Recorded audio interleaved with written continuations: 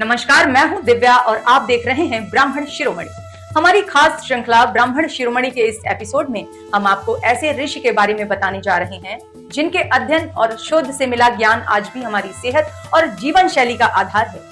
आज जब दुनिया पाचन, इम्यूनिटी और संतुलित जीवन की बात करती है, तब हमें याद आती है महान ब्राह्मण आचार्य महर्षि चरक की।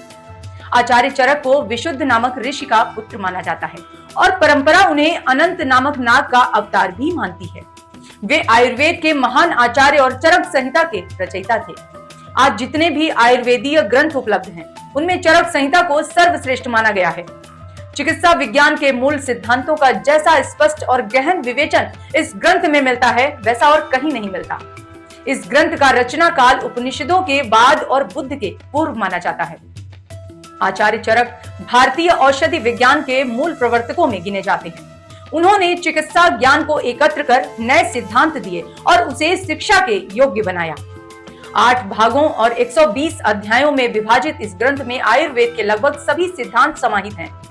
चरक केवल रोगों का उपचार नहीं बताते, वे जीवन जीने की कला सिखाते हैं। भोजन का पाचन, रोग प्रतिरोधक क्षमता और संतुलित दिनचर्या की अवधारणा उन्होंने सबसे पहले दी।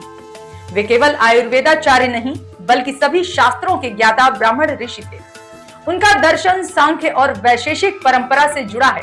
उन्होंने आरोग्यता को महान सुख कहा और आयुर्वेद को मुक्तिदाता शास्त्र माना।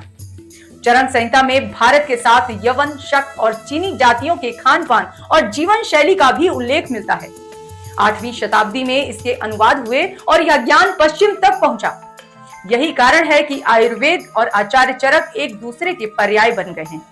अगले एपिसोड में फिर मिलेंगे किसी और ब्राह्मण शिरोमणि की अमर गाथा के साथ। तब तक के लिए मुझे अनुमति दीजिए। जय सिया राम, वंदे मातरम।